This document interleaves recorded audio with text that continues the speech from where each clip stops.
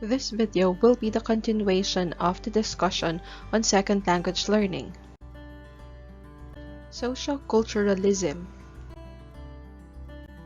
Whereas interactionists focus on the cognitive mechanism such as attention that are facilitated by interaction, socioculturalists, as their name implies, focus on the impact of interpersonal and social aspect of interaction on language learning. Sociocultural theory posits that all cognitive development, including language, stems from interaction between individuals.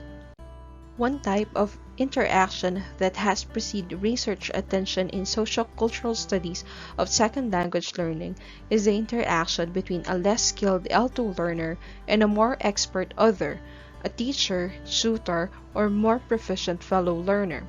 The expert can provide the learner with a form of scaffolding, that is, by simplifying the task, controlling the learner's frustration, modeling solutions, and bringing the learner's attention to important features of the task, the expert can provide the learner with the opportunity to provide and practice a particular linguistic skill, enabling the learner to accomplish more in collaboration with others than she could by herself.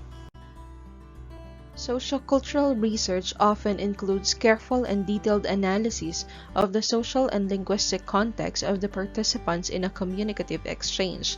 For example, the relationship between the learners and their understanding of the task at hand.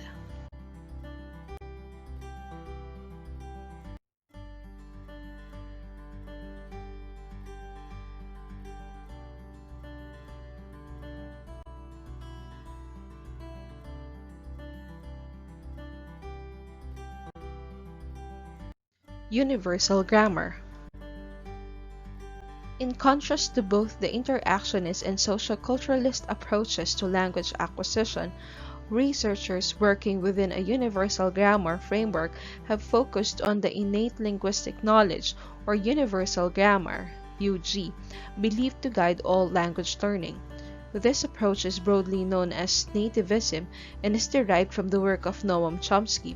UGSLA researchers address questions such as, what is the nature of the linguistic knowledge with which learners begin the LSA process?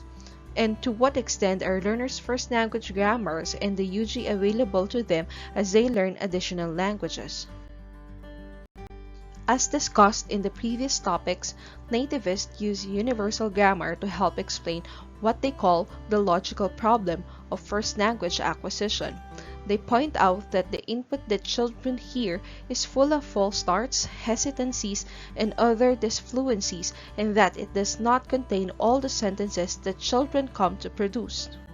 Nativists argue that it is not possible for children to deduce from this impoverished input the complex linguistic knowledge that they so quickly and effortlessly acquire in just a few years. Nor, they claim, can children learn much of their linguistic knowledge from the limited and inconsistent instruction parents offer. Hence, nativists posit that the only logical explanation for children's language acquisition is an innate language endowment guiding the process, a language acquisition device or LAD, in the brain. Some nativists claim that a logical problem exists for second language acquisition as well. More specifically, they maintain that the complex linguistic knowledge that second language learners eventually attain cannot simply be gleaned from the input or from instruction, and therefore must be obtained from universal grammar. Other nativists point out that many learners, especially adult L2 learners, do not obtain a very complex level of L2 knowledge. Their claim is that UG is no longer available after a certain age.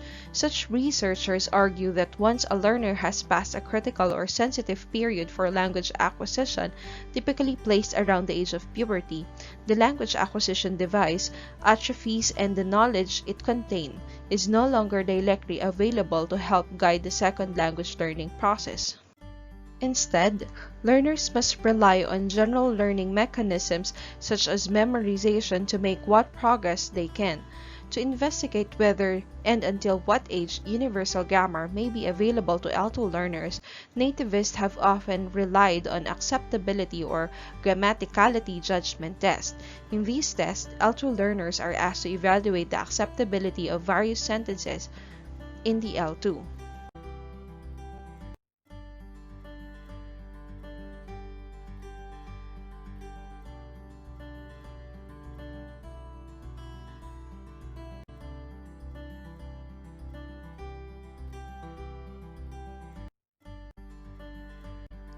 Frequency-based approaches. Whereas universal grammar is claimed to consist of categorical linguistic rules that guide the language acquisition process, proponents of frequency-based approaches argue that this innate endowment may be more like an emergent bottom-up result of frequencies and regular patterns of actions, events, and objects, both linguistic and non-linguistic, that language learners perceive in their environment. In other words, L1 and L2 learners experience and unconsciously keep track of a vast array of linguistic information, including whether or not particular sounds occur together, the orderings of particular words, and even discourse characteristics of language. Learning how to use articles in English, like a, the, an, for instance, may involve learning through simple associative processes where they occur frequently, example before nouns and adjectives, and where they occur infrequently or not at all, example after nouns. Thus, the knowledge that the cat is grammatical, while cat da is highly unusual, or that I saw the cat is more well-formed than I saw cat, is something that learners deduce based on their mostly unconscious sensitivity to frequencies and patterns in the language they hear. Researchers claim that a range of cognitive systems such as working memory and perceptual representations, as well as attentional resources, are involved in forming such associations and applying regularities to first and second language acquisition. However, unconscious analysis of frequencies and patterns in input may not be the only mechanism leading to second language learning. For example, adult language learning is typically more conscious and directed than child language acquisition, and for many adult language learners, input is limited to materials used in the language classroom. It is interesting to note that questions about the role of frequency in second language learning were raised many years ago. Beginning in the 1950s, as discussed previously, some behaviorists argued that language learning was the explicitly learned acquisition of patterns. With the decline of behaviorism, this line of argument was not pursued. However, frequency-based approaches are enjoying something of a renaissance at the moment, with questions about role of frequency being currently addressed by SLA researchers and psycholinguists. Such work is becoming popularized, though the research of Nick Ellis, who has argued that frequency-based approaches make sense because, unlike UG, they engage with other approaches to first and second language acquisition and are consistent with cognitive neuroscience research into the measurable processes going on in the brains of second language learners. Innovative technology such as functional magnetic resonance imaging, or MRI, is beginning to provide investigators with the means of examining the acquisition and processing of language in the brain. Although these neurobiological functions are complex and little understood at present, the recent advances in brain imaging research, together with the sophisticated computer modeling strategies, are likely to lead to significant advances in our understanding of SLA processes in the future. The relatively young field of second language acquisition includes a variety of approaches to explaining second language learning. While a comprehensive theory is clearly the central goal of most SLA research, each of the current theories views the problem of explaining the second language learning process from a slightly different angle.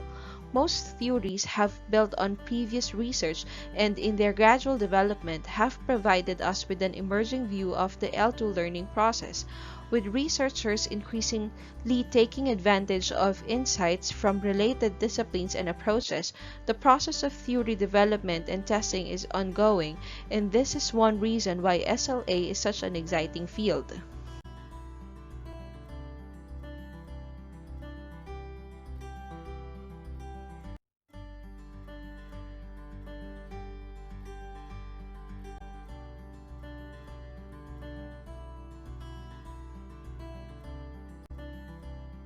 Individual differences in second language acquisition. While the theories described recently were developed primarily to account for the universal features of learning second languages, that is, the processes and stages characteristic of all learners, there are also many differences among L2 learners. In first language acquisition by children, individual differences, example across genders or the languages being learned, are largely overshadowed by striking similarities in terms of natural stages and ultimate attainment. However, in second language acquisition, individual differences have more of an impact on the L2 learning process, and their role has thus received considerable attention in recent years.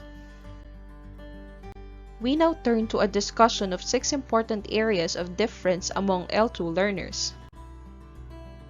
First language, or L1. The language learner's first language, or L1, was one of the first individual differences to receive serious scholarly attention. The strong form of the contrastive analysis hypothesis, which claimed that all L2 errors could be attributed to differences between L1 and L2, was largely discredited, as discussed recently in relation to behaviorism.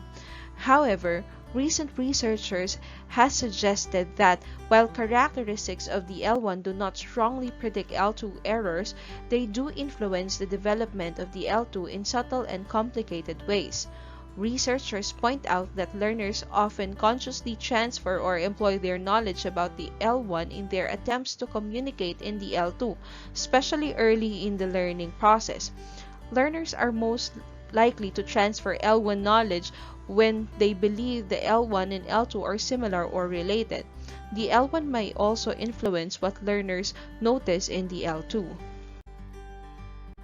Researchers point out that learners often consciously transfer or employ their knowledge about the L1 in their attempts to communicate in the L2, especially early in the learning process. Learners are more likely to transfer L1 knowledge when they believe that L1 and L2 are similar or related. The L1 may also influence what learners notice in the L2. For example, rules for adverb placement in French and English are similar but not identical. The mistakes made by French learners of English in this regard are unlikely to cause major communication difficulties. It is possible, for instance, to understand a French learner who says, "I ate slowly the apples," if he or she does not perceive negative evidence indicating that this word order is disallowed in English. The learners may not initially be aware that this is ungrammatical form from the simple fact of its non-occurrence.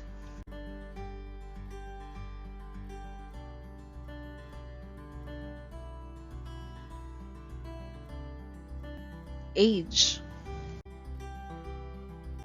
Another individual difference that is believed to play a key role in second language learning is age.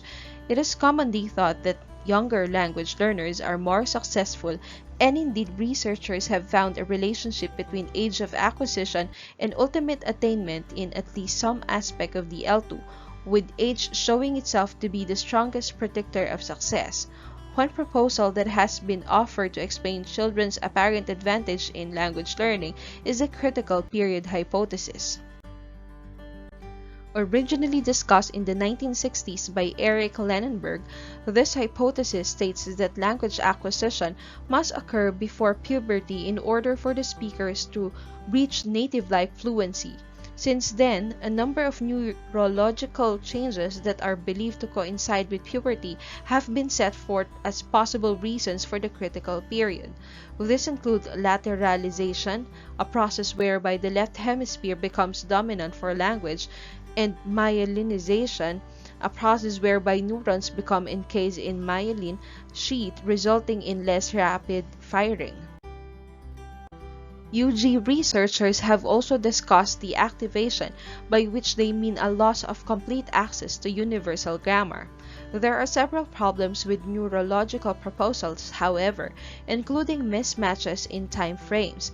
Lateralization is believed to occur around the age of 5, puberty usually begins in the pre-teen years, and the fact that some individuals do achieve native-like fluency even though they begin their studies of the L2 later on in life. For these reasons, researchers have also proposed that there must be social and other non-biological factors involved, such as learners' attachment to their own language and culture, different types of motivation, and the amount and type of input that children and adults receive. For example, children may have more opportunities to use the L2 outside the home, in school and playing with peers, than their adult counterparts. Along with this increasing recognition of social factors, researchers have also distinguished between the rate of attainment and the ultimate level of success. In particular, they have noted that even though adults and adolescents may initially be faster at learning an L2, children generally outperform them in the long run. In addition, they have argued that the label critical period may be a misnomer because some adult learners do achieve native-like proficiency in the L2. Some researchers have argued for use of the term sensitive period to reflect the fact that while success in acquiring a second language may be much more likely for children, it is possible for adults. Recent research has also investigated whether age-related differences in language learning ability hold for all aspects of language or only a subset of features. Younger learners do appear to have an advantage in L2 phonology. Nonetheless, there is growing consensus that even late learners, that is, people who started learning a non-native language after puberty, can achieve a mastery of L2 syntax that is nearly indistinguishable from that of native speakers.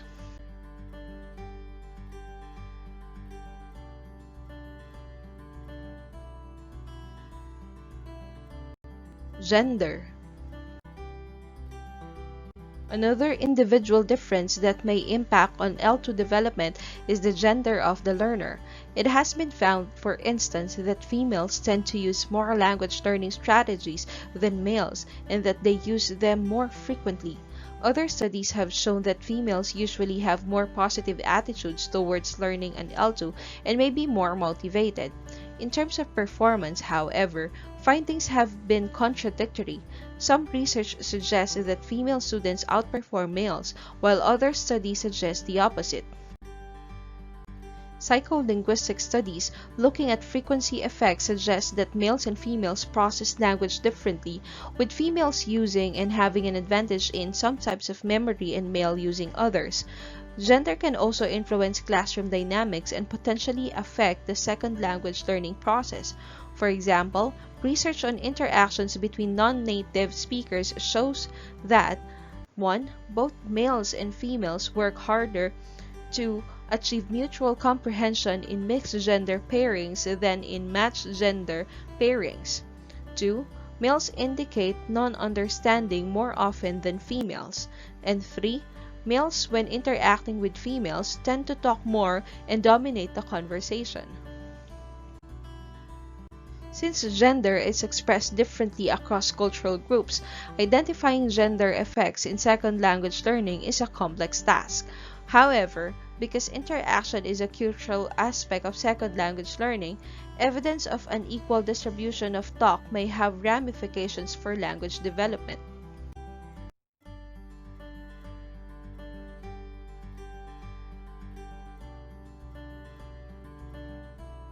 Working memory. Another important way in which learners differ is in their working memory capacities, that is, in their ability to store and process information at the same time. Research suggests that working memory plays a role in first language acquisition, language processing, and language loss. In light of these findings, researchers have begun to investigate the relationship between working memory and second language acquisition. For example, researchers have found that learners' working memory capacities affect their ability to learn L2 vocabulary and grammatical rules, as well as their L2 reading ability and listening proficiency. Such as these have provided evidence that working memory may help predict differences in the rate of L2 learning.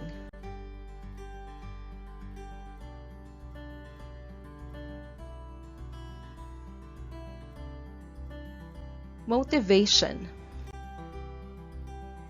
Motivation is another characteristic that varies considerably across L2 learners. The common sense view is that motivated language learners who are willing to devote more time and energy to achieving fluency in the target language are more successful. Some researchers have even claimed that motivation is the single most important individual difference impacting on SLA. Motivation is not monolithic, however, it is a complex multidimensional construct. Studies making use of Robert Gardner's socio-educational model of motivation have focused not only on integrative aspects of motivation, involving the learner's attitudes towards the target language group and the desire to integrate into the target language community, but also in instrumental orientations, which refer to more practical reasons for language learning, such as gaining some social or economic reward through L2 achievement. Distinctions have also been made between extrinsic and intrinsic bases of motivation. Although SLA researchers are still debating whether motivation causes language learning, example by putting learners in contact with more input, or whether success in language learning gives rise to motivation, some recent studies do suggest that motivation helps to predict the level of proficiency that an L2 learner ultimately attains. Studies also show that motivation can change during the learning process, varying from day to day and even from task to task. As learners' motivation additionally appears to be affected by such factors as group dynamics, the learning environment, and even the learner's conversational partner's motivation. Research has further provided evidence for what savvy students and teachers have already figured out. Varied and challenging instructional activities help learners to stay focused and engaged in learning and facilitate the second language learning process.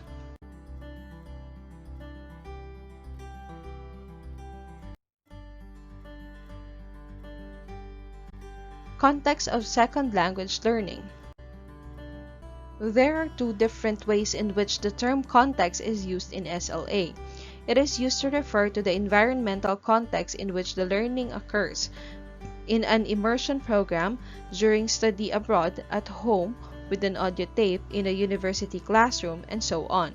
It is also used to refer to linguistic context, such as the topic of the conversation, the meanings that can be gleaned from surrounding discourse, and more socially, the person with whom the learner is interacting.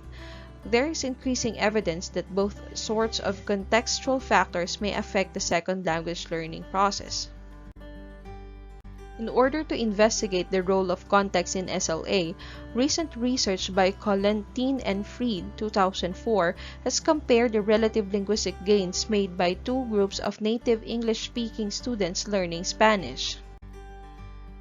One group studied at a university in the US, while the other took part in a study abroad program in Spain, living with Spanish families.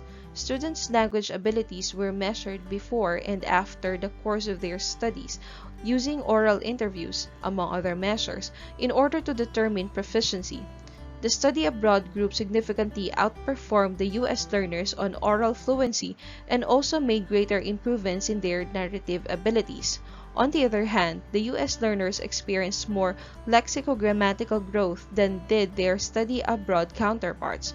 Although both groups improved over the course of their studies, however, neither improved significantly in their production of intervocalic voice fricatives in such words as todo, all, pagar, to pay, and vaya, go, some of the most difficult sounds of Spanish for non-native speakers to produce. It is interesting to note that while these studies do not suggest that one context is superior to another for all language skills, they do show the influence that context can have on the development of particular aspects of the L2.